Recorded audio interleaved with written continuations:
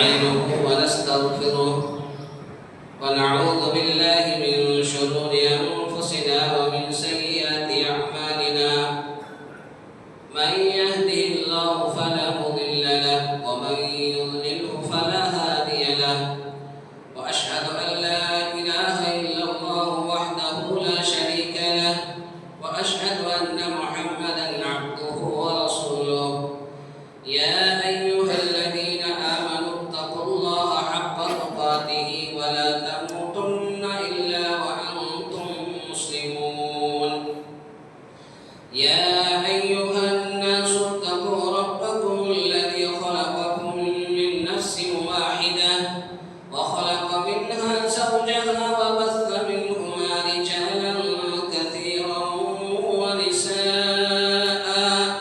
واتقوا الله الذي تساءلون به والأرحام إن الله كان عليكم رقيبا يا أيها الذين آمنوا اتقوا الله وقولوا قولا سديدا يصلح لكم أعمالكم ويغفر لكم ذنوبكم ومن يطع الله ورسوله فقد فاز فوزا عظيما أما بعد فإن خير الحديث كتاب الله وخير الهدي هدي محمد صلى الله عليه وسلم وشر الأمور محدثاتها وكل محدثة بدعة وكل بدعة ضلالة وكل ضلالة في النار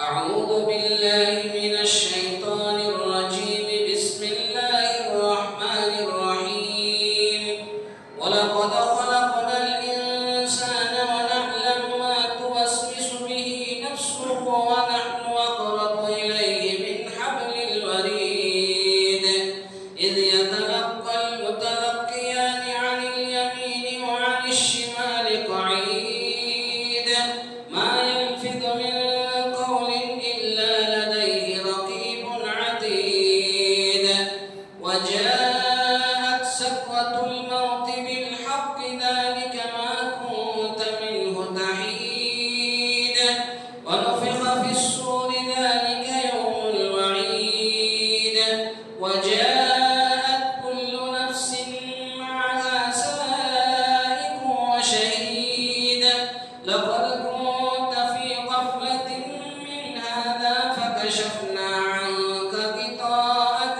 فبصرك اليوم حديد وقال قرينه هذا ما لدي عتيد ألقيا في جهنم كل كفار عنيد مناع للخير معتد مريب الذي جعل مع الله إلها آخر فألقياه في العذاب الشديد قال قرينه ربنا ما أطغيته ولكن كان في ضلال بعيد قال لا تختصموا لدي وقد قدمت إليكم بالوعيد ما يبدل القول لدي وما أنا بظلام للعبيد أعوذ بالله من الشيطان الرجيم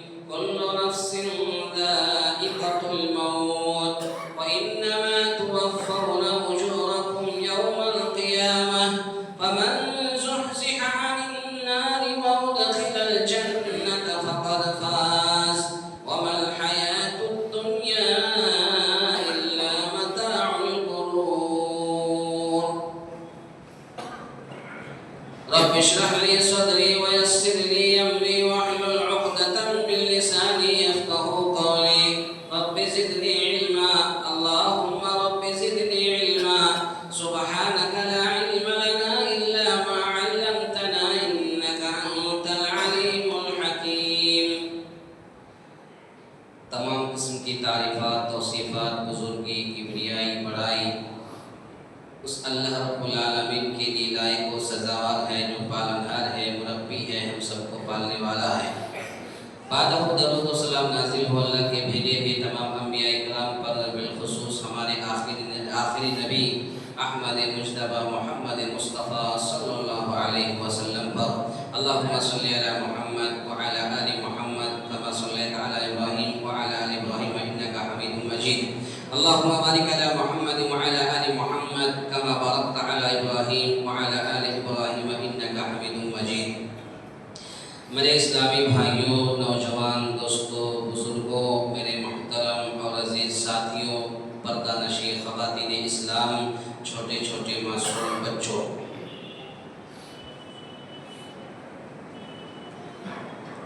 گزشتہ کئی جمعہ سے پہلے جنازے کی احکام و مسائل کے تعلق سے کچھ باتیں بتائی گئی تھی۔ آج کے اس جمعہ میں بھی آپ کو جنازے کے تعلق سے چند باتیں بتائی جائے گی۔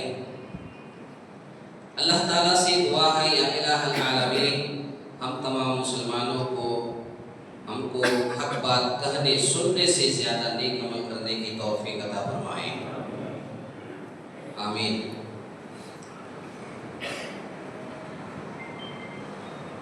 انسان، کوئی بھی انسان ہو، ہمیشہ کی زندگی جینے کے لیے نہیں آیا ہے۔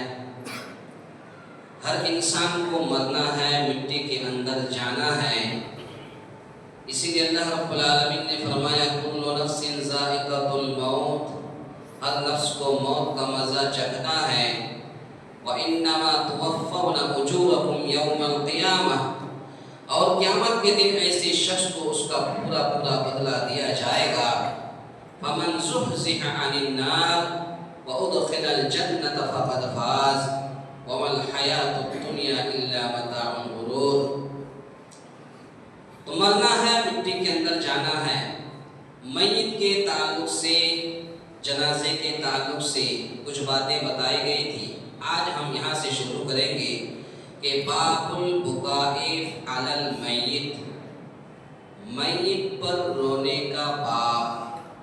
کسی آدمی کا انتقال ہو گیا یا انتقال ہو جائے تو کیا رونے کا ذکر ہے یا نہیں، یا رویا جائے تو کیسے رویا جائے؟ اس سلسلے میں صحیح مسلم کی حدیث ہے، حدیث نمبر 2134، 2134۔ راوی حدیث حضرت عبید بن سالم۔ حضرت ام سلمہ رضی اللہ عنہ فرماتی ہے کہ میرے شوہر ابو سلمہ رضی اللہ تعالی عنہ کا انتقال ہو گیا، میں انتقال ہو گیا، پردیس میں انتقال ہو گیا۔ میں اللہ کے رسول صلی اللہ علیہ وسلم سے جا کر کہی کہ اللہ کے رسول ابو سلمہ کا انتقال ہو گیا۔ اب میں یہ سوچ لی کہ میں چیخو پکار اور ہائی وائی کر کے میں روؤں گی تاکہ سب کو پتہ چل جائے کہ ابو سلمہ کا انتقال ہو گیا ہے۔ اتنے میں میری ساتھ دینے کے لیے ایک عورت آئی اور وہ سامنے اللہ کے رسول صلی اللہ علیہ وسلم سے مل گئے اور کہا کہ اللہ تعالیٰ نے ایک شخص کو جنت سے، شیطان کو گھر سے نکال دیا اور پھر تم دوبارہ شیطان کو داخل کر دو گی۔ تو اتنے میں حضرت ام سلمہ رضی اللہ عنہ کہتی ہے کہ میں رونے سے رک گئی اور نہ روئی، فلم اب کے نہ روئی۔ اس سے پتہ یہ چلتا ہے اس حدیث سے کہ رونے کا مطلب یہ ہے، رونے سے مراد یہ ہے کہ نوحہ کر کے رونا، گریبان چاک کر کے رونا، کان کو نوچ کر کے رونا اور سینہ کوبی کر کے رونا، ہائی وائی کر کے رونا۔ اور یہ خاص کر کے عورتیں اس طریقے سے روتی ہیں، ہائے میرے چاند کا ٹکڑا، ہائے میرے کلیجہ کا ٹکڑا، یعنی چیخو پکار کر رونے سے اللہ کے نبی صلی اللہ علیہ وسلم نے منع فرمایا۔ لیکن اگر کوئی روئے، آنکھ آنکھ سے آنسو جاری ہے، دل میں رنجیدہ ہے، اگر کوئی ایسے روتا ہے تو رونے سے اللہ کے نبی صلی اللہ علیہ وسلم نے منع نہیں فرمایا۔ البتہ صحیح بخاری کی حدیث ہے کہ سعد ابن عبادہ بیمار پڑ گئے، اللہ کے رسول ان کی عیادت کے لیے گئے اور آپ کے ساتھ سعد ابن ابی وقاص، عبد الرحمن بن عوف اور بھی دیگر کئی صحابی اللہ کے رسول صلی اللہ علیہ وسلم کے ساتھ گئے۔ لوگوں کی کیفیت بھیڑ دیکھ کر کے اللہ کے رسول صلی اللہ علیہ وسلم نے فرمایا کہ کیا سعد بن عبادہ کا انتقال ہو گیا؟ لوگوں نے کہا کہ نہیں اللہ کے رسول۔ کیفیت دیکھ کر کے اللہ کے رسول صلی اللہ علیہ وسلم رونے لگے۔ حضرت عبد الرحمن بن عوف نے کہا اے اللہ کے رسول، آپ خاتم النبیین ہیں، آپ آخری نبی ہیں اور آپ رو رہے ہیں؟ پھر اسی وقت اللہ کے نبی صلی اللہ علیہ وسلم نے فرمایا انک لا تسمع ولا يحزن في القلب، آنکھ آنسو گراتی ہے، دل رنجیدہ ہوتا ہے، لیکن ہم تو وہی کہتے ہیں جو ہمارے رب کو راضی کر دے۔ یعنی پتہ یہ چلا اس حدیث سے کہ اگر کسی کے مرنے پر افسوس ہوتا ہے، دکھ ہوتی ہے، لیکن افسوس اور دکھ ہونے کے وقت چیخ چیخ کر کے رونے سے، ہائے ہائے کر کے رونے سے اللہ کے نبی صلی اللہ علیہ وسلم نے منع فرمایا۔ لیکن اگر کوئی آنکھ سے آنسو گراتا ہے، دل میں تکلیف ہوتی ہے، تو اس طریقے سے رونے سے اللہ کے نبی صلی اللہ علیہ وسلم نے منع نہیں فرمایا۔ اس کے بعد ہے باب المیت يعذب ببكاء اہلہ علیہ۔ باب ہے کسی گھر والے کے رونے سے عذاب دیا جاتا ہے، میت کو کسی گھر والے کے رونے سے عذاب دیا جاتا ہے۔ اس سلسلے میں حدیث ہے، صحیح مسلم کی حدیث ہے، حدیث نمبر 2143 2142 راوی حدیث حضرت عبداللہ رضی اللہ تعالی عنہ بیان کرتے ہیں کہ عن عبداللہ ان حفصة بكت على عمر فقال مهلا يا بنية ألم تعلمي أن رسول الله صلى الله عليه وسلم قال إن الميت يعذب ببكاء أهله عليه۔ حضرت عبداللہ رضی اللہ تعالیٰ عنہ بیان کرتے ہیں کہ حفصہ رضی اللہ تعالیٰ عنہ یہ حضرت عمر رضی اللہ تعالیٰ عنہ کو زخمی کی حالت میں دیکھ کر کے رونے لگی تو یا بنیتا، حضرت عمر فاروق رضی اللہ تعالیٰ عنہ نے کہا یا بنیا، اے میری بیٹی، علم تعلمی، کیا تم نہیں جانتی ہو، کیا تمہیں معلوم نہیں ہے کہ ان رسول اللہ صلی اللہ علیہ وسلم، کہ اللہ کے نبی صلی اللہ علیہ وسلم نے فرمایا ان المیت يعذب ببكاء اہلہ علیہ، کہ یقیناً میت کو اس کے گھر والے کے رونے سے عذاب دیا جاتا ہے۔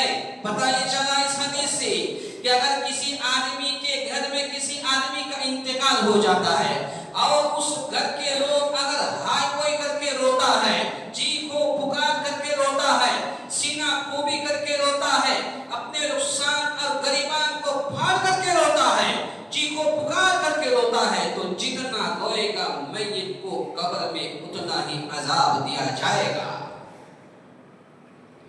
اس کے بعد اور ایک حدیث ہے، حدیث نمبر 2000 صحیح مسلم، حدیث نمبر 2143 2143 راوی حدیث حضرت عمر رضی اللہ تعالی عنہ عن عمر عن النبی صلی اللہ علیہ وسلم، حضرت عمر رضی اللہ تعالی عنہ سے روایت ہے کہ نبی کریم صلی اللہ علیہ وسلم نے فرمایا المیت يعذب فی قبرہ بما نیح علیہ، کہ میت کو اس پر نوحہ کرنے کی وجہ سے قبر میں عذاب دیا جاتا ہے۔ اگر جو لوگ نیحہ کہتے ہیں، نوحہ کرنا کہتے ہیں، بہت ساری عورتوں کو آپ دیکھیں گے کہ جب کسی کا انتقال ہو گیا تو وہ بال کو نوچتی ہے، گال کو نوچتی ہے، بال کو بال کو پکڑ کر کے کھینچتی ہے، سینہ کو بھی کرتی ہے، ہائے ہوئے کر کے روتی ہے، ہائے میرے چاند کا ٹکڑا، ہائے میرے کلیجہ کا ٹکڑا، ہائے میرا بیٹا۔ اس طریقے سے جو لوگ چیخو پکار کر کے واویلا کر کے اس طریقے سے روتی ہے تو قبر کے اندر اس کو اتنے ہی عذاب دیا جائے، میت کو اتنے ہی زیادہ عذاب دیا جائے گا۔ پتہ یہ چلا کہ کسی کے مرنے پر ہائے ہوئے کر کے رونے سے اللہ کے نبی صلی اللہ علیہ وسلم نے منع فرمایا ہے۔ اس کے بعد باب التشدید فی النیاحہ، نوحہ کرنے کے بارے میں سختی کا باب۔ اللہ کے نبی صلی اللہ علیہ وسلم نے فرمایا میری امت میں 4 کام ایسے ہوں گے، ما من امر الجاہلیت 4 فی امر الجاہلیت لا یترکوہن، جاہلیت کے کاموں میں سے 4 کام ایسے ہوں گے جن کو وہ چھوڑنے پر تیار نہیں ہوں گے۔ تو چاروں چیز میں نہیں بتاؤں گا، صرف ایک چیز بتاؤں گا۔ اللہ کے نبی صلی اللہ علیہ وسلم نے چوتھی چیز بتائی، والنیاحہ، نوحہ کرنے والی عورت کے تعلق سے اللہ کے نبی صلی اللہ علیہ وسلم نے فرمایا وقال النائحۃ، نوحہ کرنے والی عورت اذا لم تتب، اگر توبہ نہیں کی، قبل موتها، موت سے پہلے۔ جو عورت نوحہ کرتی ہے اور مرنے سے پہلے توبہ نہیں کی اور مر گئی، انتقال کر گئی، تو کھڑا کیا جائے گا یوم القیامت، قیامت کے دن کھڑا کیا جائے گا، وعلیہا سربال من قطران، اور اس کے بدن میں تارکول کے درخت کا لباس اور خارش کی کھجلی کی قمیص ہوگی۔ جو عورت نوحہ کر کے روتی ہے، ہائے ہوئے کر کے روتی ہے، واویلا کر کے روتی ہے، ایسی عورت اگر توبہ کر کے نہیں مری تو کل قیامت کے دن اللہ رب العالمین اس کو کھڑا کرے گا اور اس کے بدن جو ہے تارکول کے درخت کے لباس اور خارش کی کھجلی کی قمیص ہوگی۔ یہ اللہ رب العالمین سزا دے گا اس عورت کو جو عورت کسی کے مرنے پر نوحہ ہائے ہوئے کر کے روتی ہے، ایسی عورت کو ایسا عذاب دے گا۔ تارکول کا درخت آپ لوگوں نے دیکھا ہوگا، اگر نہیں دیکھا ہوگا آج گوگل، فیس بک، واٹس ایپ کا زمانہ ہے، آپ گوگل میں سرچ کیجئے تارکول کا درخت، آپ لوگ اس کا پھل بہت اکثر خرید کے کھاتے رہتے ہیں، تو وہی ہے تارکول کا درخت۔ تو وہ تارکول کے درخت کا لباس ایسی عورتوں کو کل قیامت کے دن پہنایا جائے گا۔ اس کے بعد اللہ کے نبی صلی اللہ علیہ وسلم نے فرمایا باب نہی النساء عن اتباع الجنائز، عورتوں کو جنازہ کے ساتھ جانے سے منع کرنا۔ عورتوں کو جنازے کے ساتھ جانے سے اللہ کے نبی صلی اللہ علیہ وسلم نے منع کیا۔ کیوں منع کیا؟ اس لیے منع کیا کہ چونکہ اس وقت نبی کریم صلی اللہ علیہ وسلم کے دور میں کوئی بھی فیصلہ ہوتا تھا تو اللہ کے نبی صلی اللہ علیہ وسلم ہی فیصلہ کرتے تھے۔ اس لیے اللہ کے نبی صلی اللہ علیہ وسلم نے فرمایا کہ عورتیں قبرستان یا جنازے کے ساتھ نہیں جا سکتی، اور اس لیے بھی منع کیا اللہ کے رسول صلی اللہ علیہ وسلم نے کہ جنازہ کو لے جانے کے لیے طاقتور آدمی کی ضرورت پڑتی ہے، اس کو قبر میں اتارنے کے لیے طاقتور اور ہمت والے آدمی کی ضرورت پڑتی ہے۔ اسی لیے اللہ کے نبی صلی اللہ علیہ وسلم نے عورتوں کو جنازے کے ساتھ جانے سے منع کیا ہے۔ اب اس کے بعد باب فی غسل المیت، میت کو غسل دینا، میت کو کیسے غسل دیا جائے۔ آج اکثر لوگ کسی کو بھی بلا لیتے ہیں اور جو جیسے چاہتا ہے غسل دے دیتے ہیں۔ غسل کا ایک طریقہ ہے، کیسے غسل دینا ہے، باضابطہ اللہ کے نبی صلی اللہ علیہ وسلم نے طریقہ بتایا ہے۔ اللہ کے نبی صلی اللہ علیہ وسلم کی صاحبزادی کا انتقال ہو گیا، آپ نے حضرت عطیہ رضی اللہ تعالی عنہ کو بلایا اور کہا کہ تم میری بیٹی کو غسل دے دو، جبکہ اللہ کے رسول کے پاس آپ کی بیویاں تھیں، لیکن حضرت عطیہ رضی اللہ تعالی عنہ کو بلائی، آئے، آپ نے ام عطیہ رضی اللہ تعالی عنہ غسل دی، اور غسل دی تو اللہ کے نبی صلی اللہ علیہ وسلم نے فرمایا کہ اس ثلاثہ او خمسن او سبعن، کہا کہ اگر ضرورت پڑے تو 3 مرتبہ غسل دو، ضرورت پڑے تو 5 مرتبہ غسل دو، ضرورت پڑے تو 7 مرتبہ غسل دو، اور اس سے بھی زیادہ اگر ضرورت پڑے تو غسل دو، لیکن غسل صحیح طریقے سے ہونا چاہیے۔ آئیے ہم آپ کو کیسے غسل دیں گے وہ طریقہ بتاتے ہیں، یا تو پھر ایسے بتانے سے تو کچھ کام نہیں چلے گا، کوئی پریکٹیکل آپ کوئی پروگرام بنائیں کہ میت کو کیسے غسل دیا جائے گا، تو وہاں ایک ایک چیز کو کھول کھول کے بتایا جائے گا، ایک ایک چیز کو آپ کے سامنے واضح طریقے سے بتایا جائے گا۔ سب سے پہلے جب کسی میت کو ہم غسل دیں گے اس کو لٹا دیا جائے گا، اگر کوئی قمیص اس کے بدن میں ہوگی کینچی سے کاٹ دیا جائے گا، ظاہر سی بات ہے انسان مر گیا اس کا ہاتھ اوپر نہیں ہو سکتا، تو ایسے وقت میں اس کے قمیص کو کینچی سے کاٹ دیا جائے گا، اور کاٹنے کے بعد پھر اس کو سرہانے سے تھوڑا سا اس کو اٹھایا جائے گا، پیٹ کو دبایا جائے گا تاکہ پیٹ کے اندر گندگی یا غلاظت جو بھی ہو وہ نکل جائے۔ اب آپ کہیں گے کہ اس کی کیا ضرورت ہے؟ ضرورت ہے، جب انسان کی روح نکلتی ہے تو انسان کی جب سکرات الموت میں ہوتی ہے، تو سکرات الموت میں جب ہوتی ہے تو انسان کو سارے فرشتے نظر آتے ہیں، یہاں تک کہ جب موت کا فرشتہ اس کے اوپر چڑھتے ہیں تو اچھے اچھے لوگ کسی کا پسینہ آ جاتا ہے، یہاں تک کہ اللہ کے نبی صلی اللہ علیہ وسلم کی جب سکرات الموت میں مبتلا ہوئے تو اللہ کے نبی صلی اللہ علیہ وسلم کے پاس ایک پیالہ تھا اور ایک کاٹن سوتی کا کپڑا تھا، آپ صلی اللہ علیہ وسلم پسینہ کی وجہ سے اس کپڑے سے پانی سے پسینہ کو پوچھتے تھے۔ اس طریقے سے سکرات الموت، تو بہت سارے لوگ سکرات الموت میں جب روح نکلتی ہے تو بہت سارے لوگ کپڑے کے اندر پیشاب کر دیتے ہیں، بہت سارے لوگ کپڑے میں پیشاب کو پاخانہ کر دیتے ہیں، تو اسی لیے اللہ کے نبی صلی اللہ علیہ وسلم نے فرمایا کہ پیٹ کو دباؤ، اور پیٹ کو دبانے سے جو بھی غلاظت نکل جائے اس کو صاف کرو، پھر اس کو پانی سے دھو، اور اس میں جو بھی صابن وغیرہ لگانا ہے اس کو دھو، اس کے بعد دھونے کے بعد پھر وضو کیا جائے گا۔ وضو جس طریقے سے ہم نماز کے لیے وضو کرتے ہیں ایسے ہی وضو کریں گے۔ آپ کہیں گے کہ اس کی کلی کیسے کرائیں گے؟ کلی کرانے کا طریقہ یہ ہے کہ ہاتھ کو یہاں سے یہاں دھونے کے بعد جب کلی کرائیں گے تو چھوٹے چھوٹے کپڑوں کا ٹکڑا ہاتھ میں انگلی میں لپیٹ لیں گے، اور انگلی کو بھگا کر کے کپڑے کو بھگا کر کے بالکل ایک مرتبہ دائیں طرف ایک مرتبہ بائیں طرف، یہ جس طریقے سے ہم خلال کرتے ہیں یہ کر دینا ہی اس کی کلی ہے، میت کا کلی ہے۔ کرنے کے بعد پھر ناک کو ہم صاف کریں گے۔ ناک صاف کرنے کا طریقہ جس طریقے سے ہم نماز کے لیے وضو کرتے وقت کرتے ہیں، اس کا طریقہ کیا ہے؟ اللہ کے نبی صلی اللہ علیہ وسلم نے فرمایا بائیں ہاتھ کے ابہام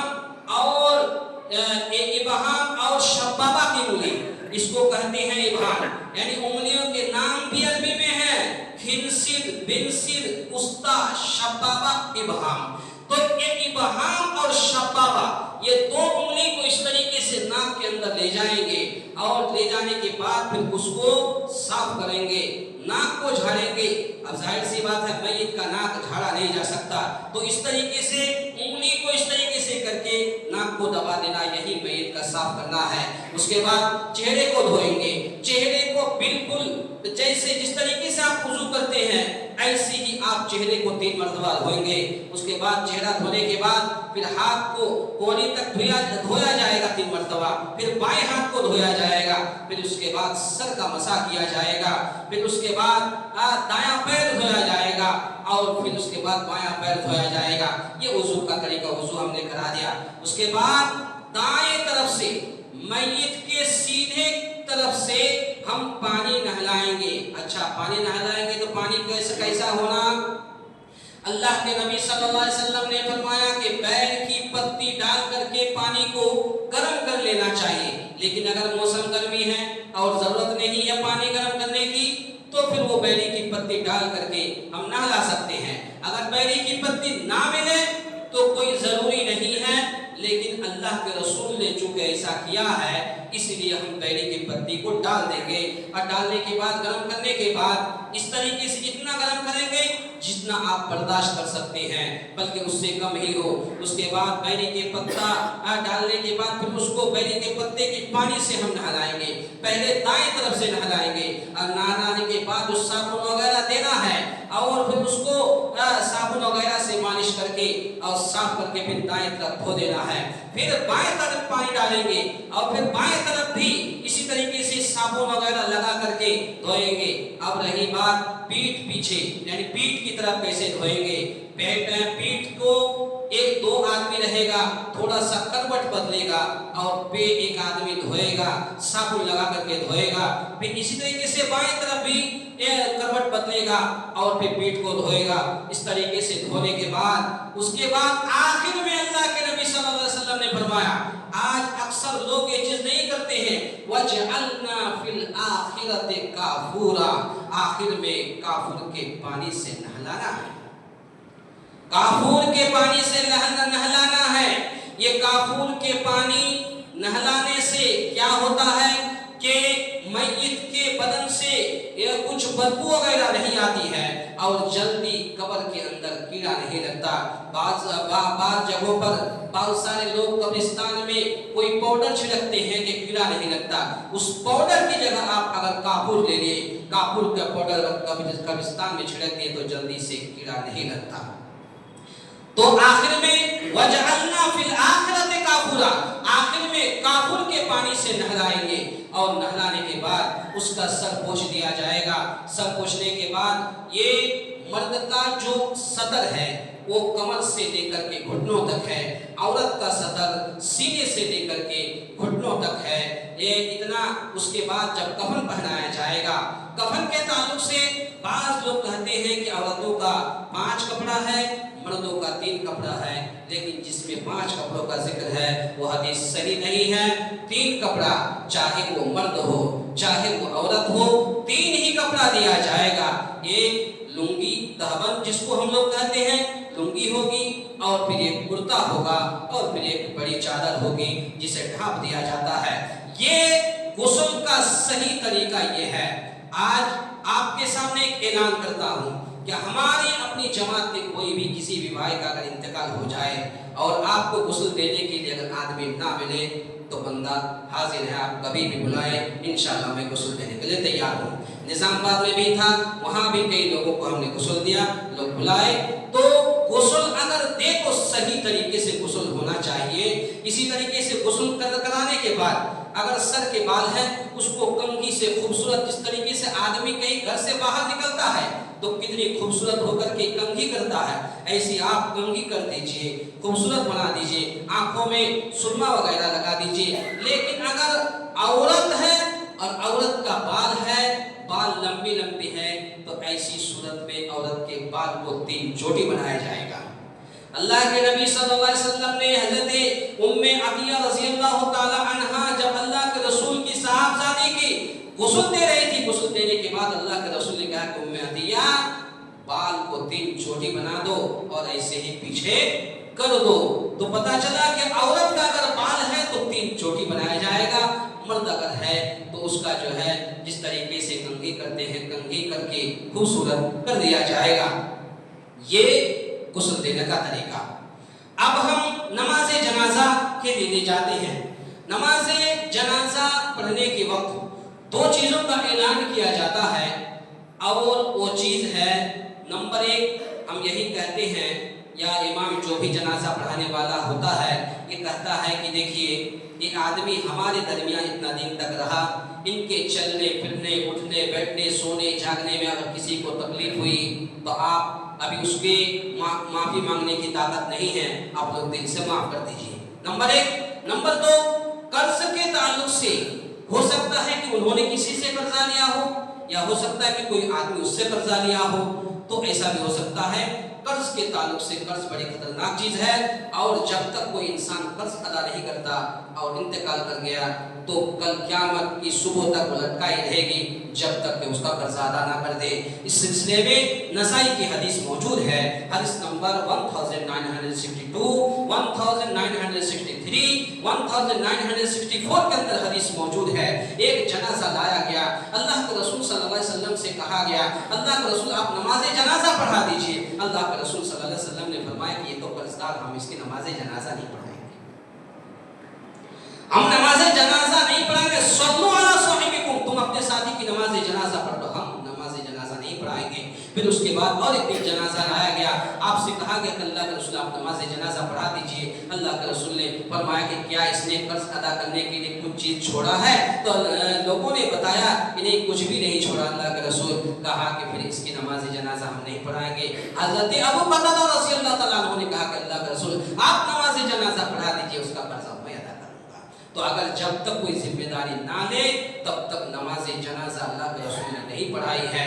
تو قرض لین دین کے یہ جنازہ پڑھانے کے وقت یہ کہہ دینا چاہیے، اگر کوئی انسان بلوغت کو پہنچ چکا ہے یا بالغ ہے، چاہے وہ مرد ہو چاہے وہ عورت ہو، آپ کہیں گے کہ عورت تو کسی سے قرضہ نہیں لے سکتی ہے، بالکل لے سکتی ہے۔ اللہ کے رسول کے زمانے میں عورتیں کاروبار کرتی تھی، آج بھی بہت ساری عورتیں ہماری مسلمان گھرانے اور گھرانے کی عورتیں آج بھی کاروبار کرتی ہیں، تو کاروبار کے تعلق سے وہ قرضہ دے سکتی ہیں تو چاہے وہ مرد ہو چاہے عورت ہو، ہر ایک کے تعلق سے یہ دو باتیں بیان کیا جائے گا۔ پھر انشاءاللہ اس کے بعد پھر کیا ہوا انشاءاللہ پھر اگلے جمعہ کے اندر بیان کیا جائے گا۔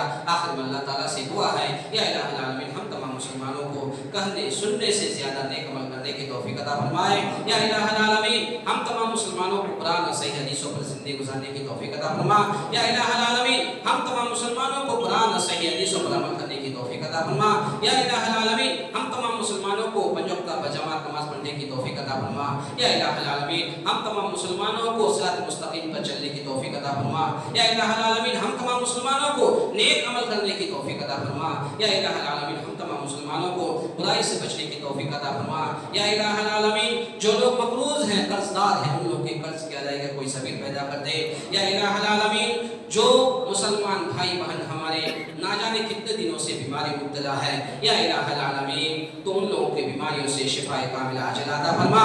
یا الہ العالمین ہم تمام مسلمانوں کو جہنم کی آگ سے بچنے کی توفیق عطا فرما۔ یا الہ العالمین ہم تمام مسلمانوں کو جنت الفردوس میں جگہ عطا فرما۔ یا الہ العالمین جو مسلمان بھائی بہن ہمارے شادی شدہ ہیں لا ولد ہے، یا الہ العالمین تو ان لوگوں کو نیک اور صالح اولاد عطا فرما۔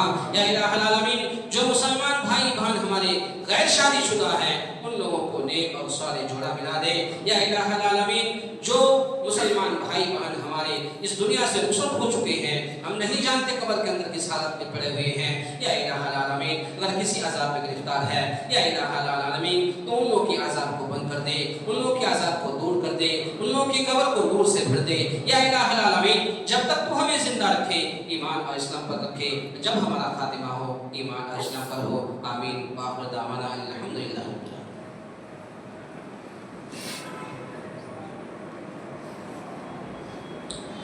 إن الحمد لله نحمده ونستعينه ونستغفره ونعوذ بالله من شرور أنفسنا ومن سيئات أعمالنا من يهده الله فلا مضل له ومن يضلله فلا هادي له وأشهد أن لا إله إلا الله وحده لا شريك له وأشهد أن محمدا عبده ورسوله أما بعد فإن خير الحديث كتاب الله وخير الهدي هدي محمد صلى الله عليه وسلم وشر الأمور محدثاتها وكل محدثة بدعة وكل بدعة ضلالة وكل ضلالة في النار.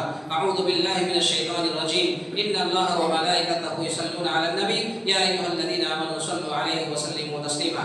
اللهم صل على محمد وعلى آل محمد كما صليت على إبراهيم وعلى آل إبراهيم إنك حميد مجيد. اللهم بارك على محمد وعلى آل محمد كما باركت على إبراهيم وعلى آل إبراهيم إنك حميد مجيد. ربنا تقبل منا إنك أنت السميع العليم وتب علينا إنك أنت التواب الرحيم. لا إله إلا أنت سبحانك إني كنت من الظالمين. سبحان ربك رب العزة عما يصفون وسلام على المرسلين والحمد لله.